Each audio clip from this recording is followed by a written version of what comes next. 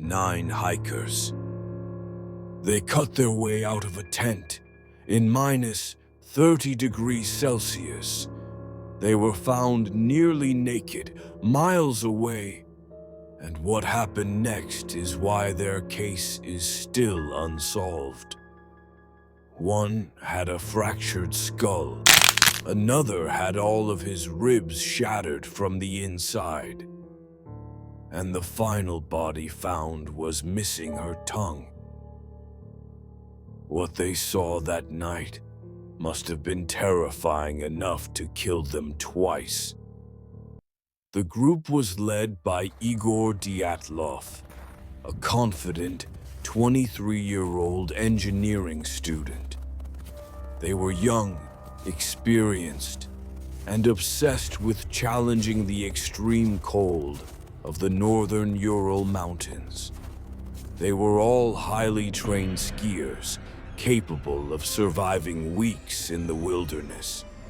Their goal was to reach Mount Otortin, a peak known to the local Mansi tribe as Don't Go There.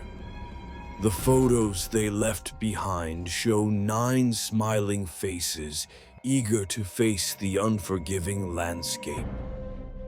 On January 31st, 1959, they set up their final camp on the slopes of Kolatshakul, or Dead Mountain.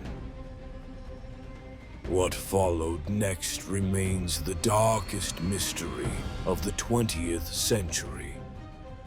On February 26th, the search team finally reached the slopes of Kolatshakul. The site they found was an impossible scene. The tent was still pitched, but it was empty. Every piece of warm gear, the boots, the coats, the sleeping bags, was left inside.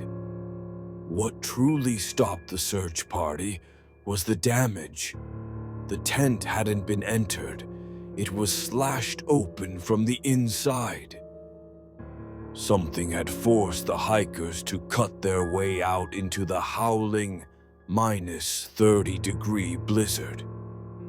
The only trace left behind were 9 sets of barefoot, socked footprints, leading away from the mountain and towards the dense forest.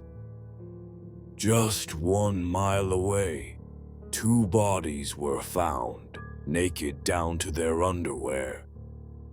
The medical examiner confirmed they died of hypothermia, but the question remained, why would they run to their death without their shoes?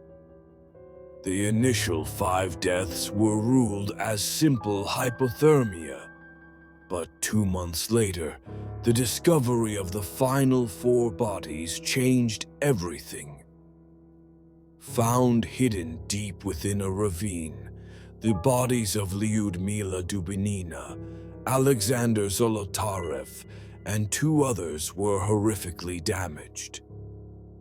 The autopsy reports confirmed they had sustained injuries equivalent to being hit by a moving car. Shattered ribs, cranial fractures, yet there were no external wounds. But the worst was the missing tissue. Lyudmila Dubinina was missing her tongue, her eyes, and part of her face. And later analysis revealed that their clothing contained high doses of radiation. The Soviet government officially labeled the cause of death as a compelling natural force. A force that shattered bones from the inside and stole the tongue of its victim. My friends, if you liked this story, subscribe now. Dozens of theories have been proposed, but only 2 stand up to the chilling evidence. We can immediately dismiss the official 2020 Russian ruling of avalanche. Avalanches do not leave radiation behind. They do not shatter bones from the inside out, and they certainly do not steal the tongues of their victims. The most compelling answers point to a cover-up.